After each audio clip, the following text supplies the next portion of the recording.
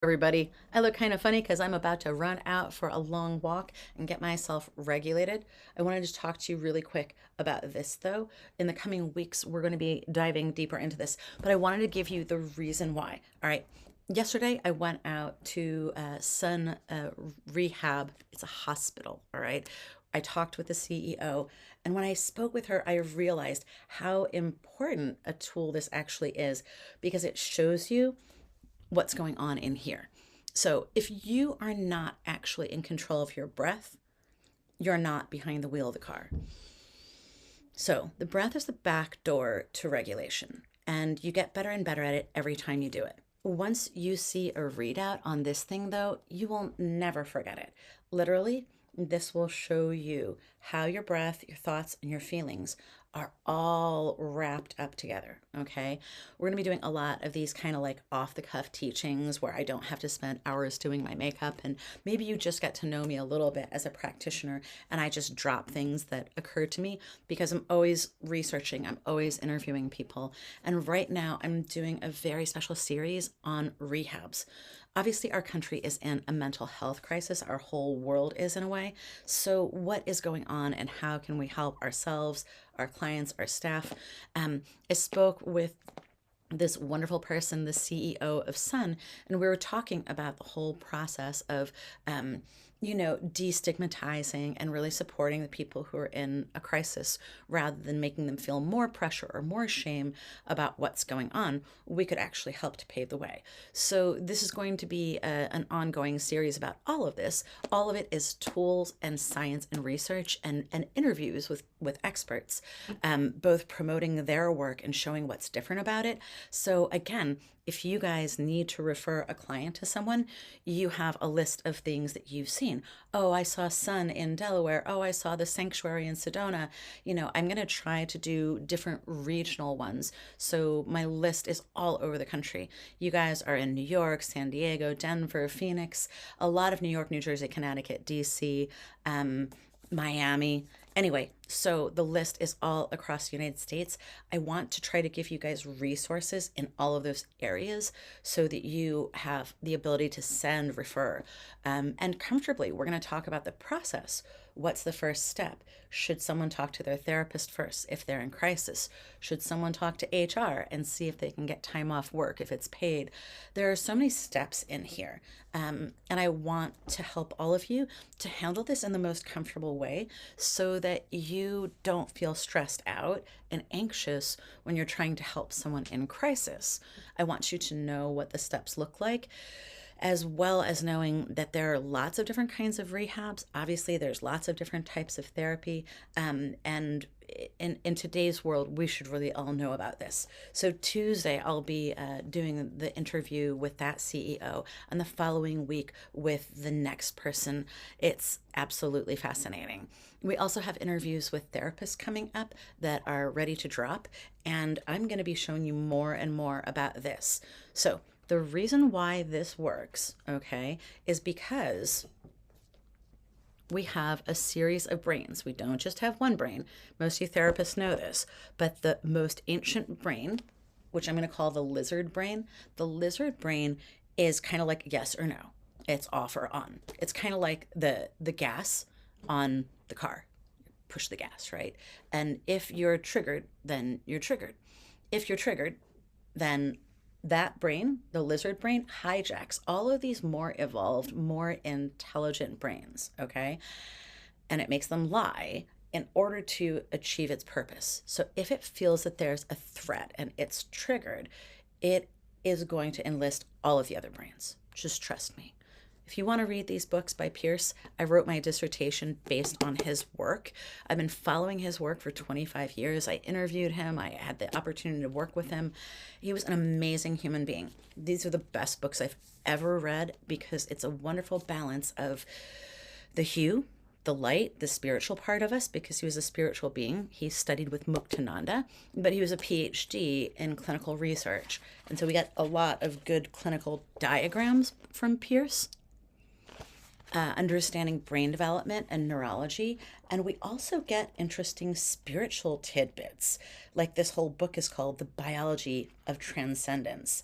This is where I discovered HeartMath.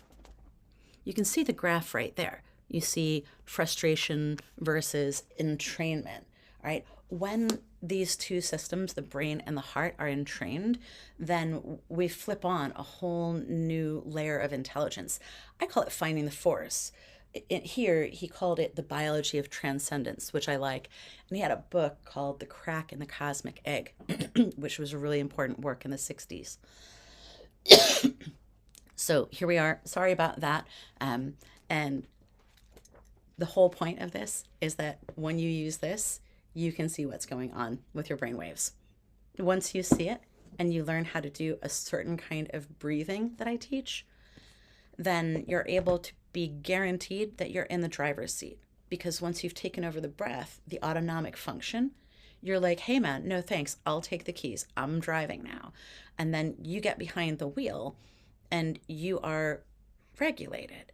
That means you're driving your vehicle and you're clear, and hopefully what's next is present. Okay? So all of my research and all of Pierce's work showed that you have to regulate first, then you have to orientate and feel safe in the present moment and be orientated there. Most of my clients were living in like 1975 or 1960. Some of them were Vietnam veterans who were literally still back there. And you could see it in their eyes when they started talking. Elvis had left the building. I thought, what's that? All right, so the next one is orientation, then processing. And you want to process. The most effective way to process is to get your clients to actually do the work for themselves. They are using us to do the work for them, which is why it feels like we're kind of like going like this, and just as you're getting into the good part of a session, oops, it's time to go. And then you send them back out the door dysregulated sometimes. That doesn't feel good. So regulation first, safety first, right? Orientation. And then when they are ready, and preferably at home also, you have them journaling in a very particular way. One of the things that I learned during my doctoral research and from this guy was that our neural networks are not linear. They're electromagnetic fields. They're kind of like a spider web, all interconnected, like a root network. They're all interconnected. So let's say you put the word red in the middle, okay? And by the way, all three of these books are fabulous that I wrote. This one was when I was dying. Yeah. That one's 10 interviews with some of the most famous people on the planet. Masaru Emoto was one of them. Of course, Joseph Chilton Pierce was one of them. You can learn a lot about consciousness and neurology from this one book because there's 10 interviews in there. I'll drop a link to it. I'm not trying to promote myself, but it really is good. Anyway, if you put red in the middle of your bubble diagram, everything that spirals off of red, and they can also flip to the next page and riff off on that too. So if red ends up for tulip, they can take tulip and put that on the next page. But we really start with mom and dad. You know what I mean though, right?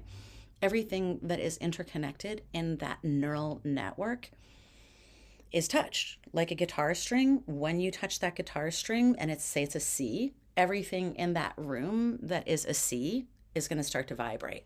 So harmonics and resonance is the way that our neural networks and our emotions actually work. So sit with that for a while. You know it's true if you're a therapist or HR. You already know it's true. So what to do about that? Well, then you pull out the one seed fractal that's the issue, the hot item.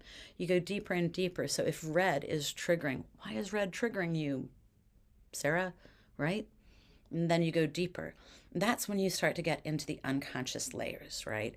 And once you get past some of that, then you get into the frontal lobe. You get through the neocortex into the frontal lobe. And there we are there. And then we have our full power on. I talk about that like, being able to get elevated all the way up here to the top of the mesa. You have a wildly different view than when you're down here, especially if you've had a flat tire most of your life. Or a lot of my clients, like the ones from New York, I tell them you got the gas on and the brake on at the same time. You're frying your nervous system because you're trying to force it to do something it's just not able to do. We are not meant to work 60, 70 hours a week. Just not wired that way, okay? Understanding how your vehicle works so you can talk to your client about it in simple terms Also, if you're HR, being able to talk about this, being able to do sessions, the wellness kind of stuff that I know all of you dream of doing. Because if people can understand this and you get your team breathing better, all of the good things go up. So, less absenteeism, depression, anxiety, sickness, fighting, problems, all of that goes down. And all the good things go up: productivity, work attendance, cooperation, productivity, creative ideas that you've never imagined. So, here's the thing, I call this series Finding the Forest because there is a secret panel in your car. It would be like if you were driving along one day and a secret panel just opened up and you had never seen it before, and you've had this car forever, like your body, right? You go, oh my God, there's a panel there. Of course you're gonna open it up. You're like, right? So you get in there and you open that panel up and you flip the switch, and all of a sudden you can lift off. I call that finding the force. And what's the whole point of being able to lift off like that? The whole point of that is that from above, you can see better. You can see patterns. You can navigate. You're not stuck in a rut. You're not stuck in the mud. It's magical, obviously, the feeling of being able to fly. So, as we start off this series, I'm also going to introduce you to a few different characters. So much fun. We're eventually going to meet a mystical character. I'm going to teach you a little bit about cross-cultural communications, native ceremony, some spiritual things, some shamanism, Tibetan Buddhism, all of it. We're going to find the force in all the different flavors we can. We're just getting started, okay? So I think I've riffed off for long enough. I'm not editing this. I hired someone to edit my stuff, and it just becomes such a burden. It's better to just do it this way for now. So you're getting Courtney, Dr. Courtney.